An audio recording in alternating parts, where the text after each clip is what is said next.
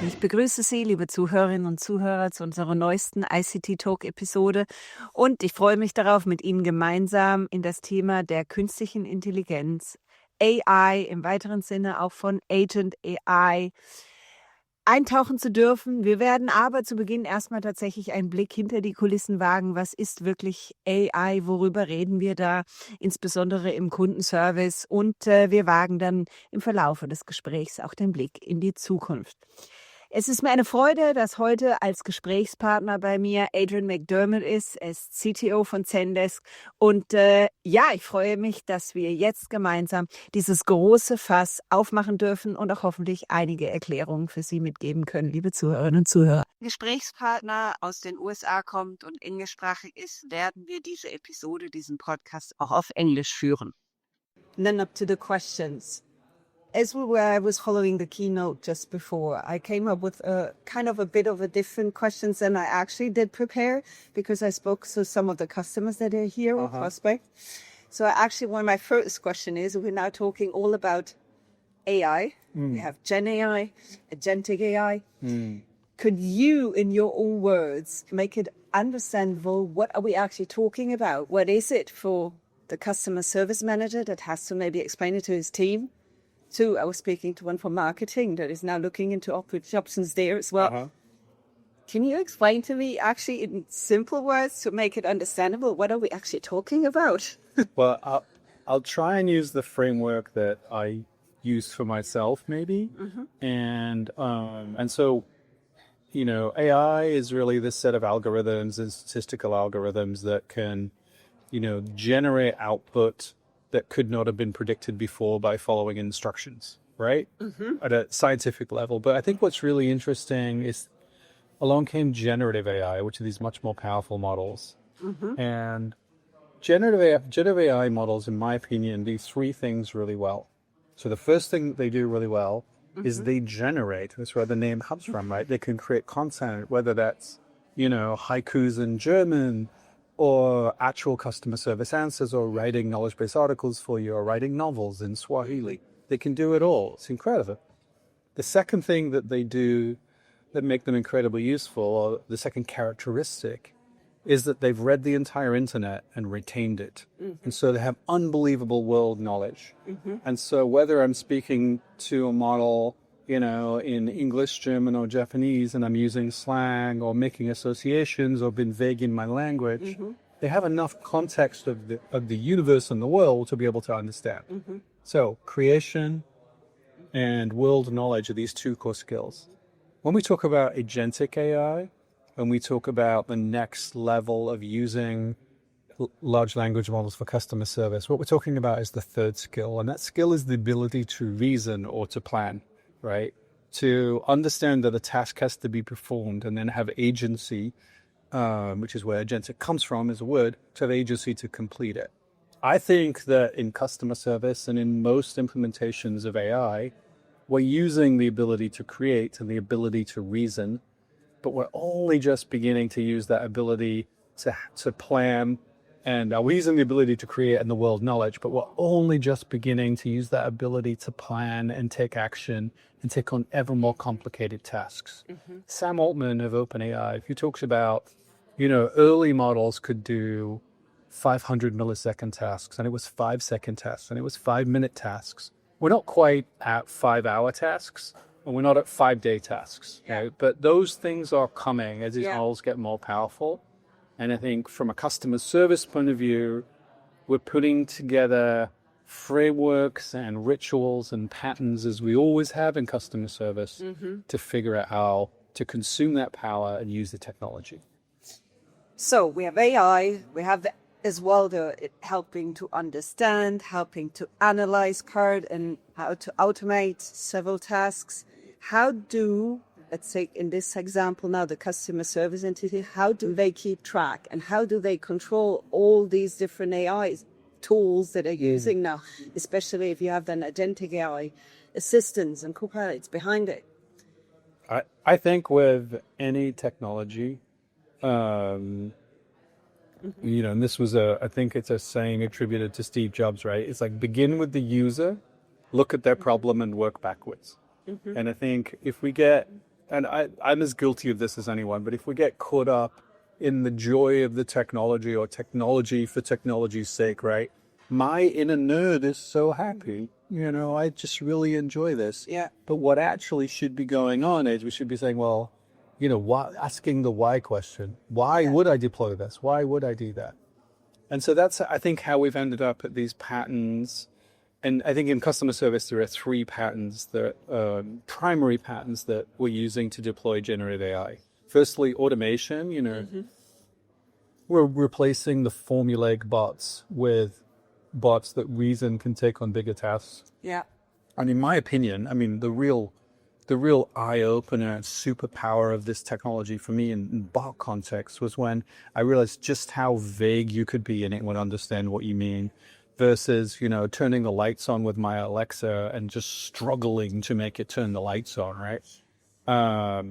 The second thing that I think is really people are looking at is like, if it's not automated and it's human powered, and if it's human powered, how do we assist the humans? And that's the co-pilot paradigm that we see, right? Where you're assisting humans and building for them. I think it's hard to make a case almost against co-pilot experiences, right? And I think, I have a couple of kids, one just finished university, one's a university. And I think they're the last generation of students that will look and face the tyranny of a blank page in the first draft. Because now kids just don't do that, right? They generate it. Yeah. But that's good in a way because they have become editors, right? They now edit content, they edit what is generated. I think in customer service land, we're going to move from being responders and creators of the response to supervisors. We're going to supervise co-pilot experiences. We're going to add the human understanding, the human nuance, right? And everything else. And although we call it Agentic AI, it's really, at the moment, only humans that have true agency to begin and start projects and build them out, right? Yeah. These models are so much better than they were a year ago, 6 months ago, 2 years ago. Absolutely. But at the same time, customer service is just so important and fundamental to a business that it needs to be there. So we have automation with bots. We have assistance with co-pilots.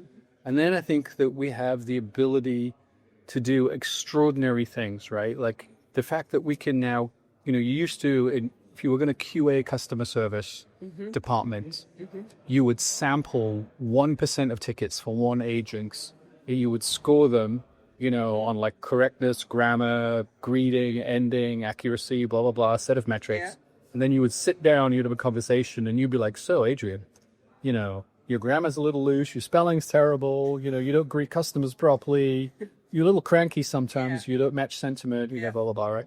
That's the way we used to do it. Now, you can have a model read every ticket. It's basically free. Yeah. And then you can score every ticket. You can not just do that. You can have a model reason about every ticket. I'll give you an example. Yeah.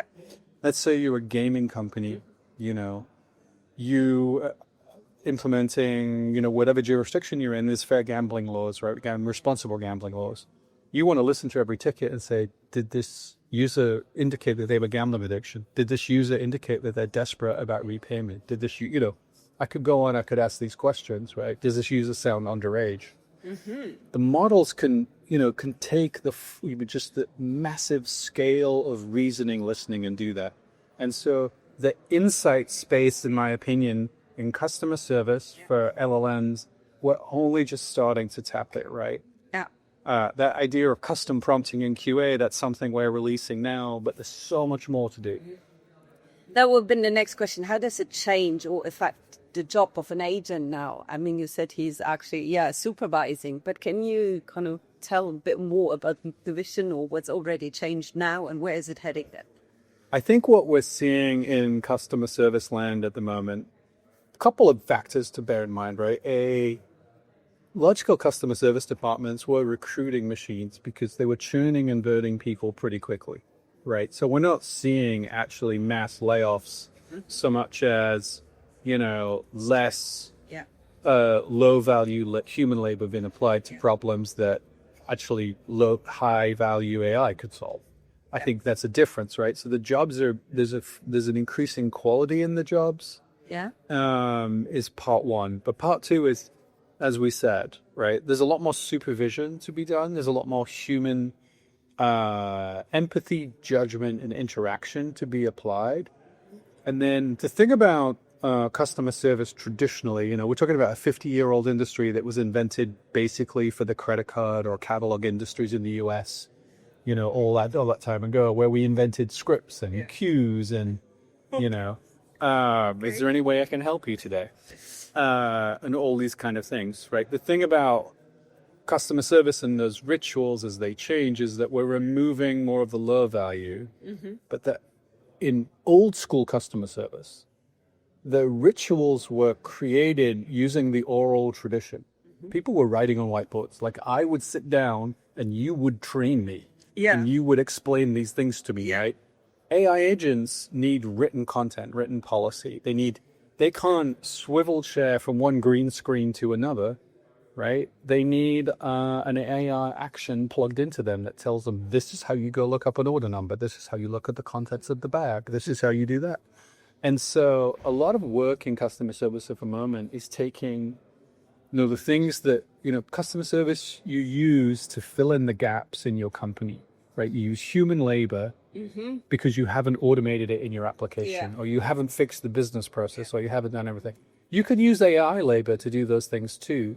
But AI labor at the moment, there's computer use and there's operator and these other things. But at the moment, what's really required is building out the basics of customer service. And I think what I'm seeing, as a trend at the moment is people realizing that they're going to have more time. So they should probably generate a high quality knowledge base, like figure out some of those integrations and do so much of the blocking and tackling, which in an AI world is highly leveraged activity. Yeah. You mentioned integration. One of the things we heard it at the keynote as well.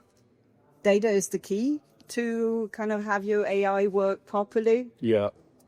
Do you see, I heard a lot is that this is actually the issue, the challenge for many companies. Yeah, you could tackle it, you have an IPA, you could tackle it into the systems, but actually if you have data in so many different formats, different tools from back in the days, how does a company actually deal with that? That seems like a big challenge to get it AI ready, let's say in this case. How do you see that on the market nowadays?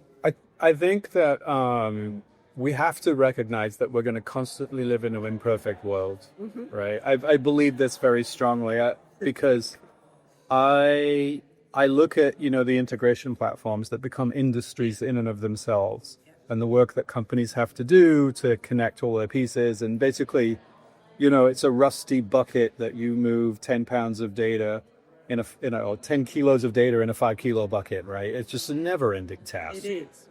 I think what the approach we're taking with our new action builder is one where we're working backwards from the key intents. And so if you have this contact reason, you want to automate this contact reason, and you need to go into a system and pull up the order, just give me the action that pulls up the order.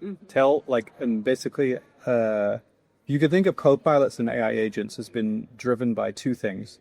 They need to understand the rules of your business and the tools of your business. Okay. The rules are the procedures and the knowledge that drives it. And we're trying to make it with our AI agent builder as simple as possible to describe the rules of your business. The tools are just those point things that will get you to, that will get you to exposing the data or the function that's needed. And I think not trying to boil the ocean is one strategy. There's a second pair of strategies, right, which are future-based, right? One is vibe coding every integration using modern AI coding tools, right? If you can 10x the productivity of developers, you can have them go wild and build all those APIs and those integrations.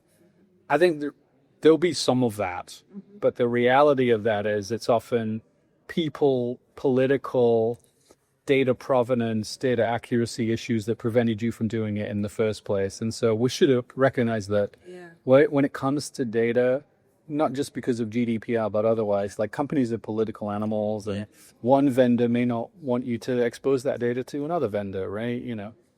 Et cetera, et cetera. The second strategy is the computer use strategy. So computer use is the OpenAI facility to there's computer use and operator from OpenAI and Anthropic, which is the ability to basically, in a browser, have a model use a particular computer tool to achieve a goal in an agentic way. Yeah.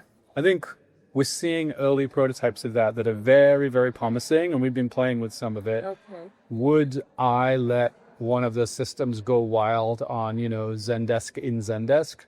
Nope. Okay. Okay. Will I in a year from now? Maybe.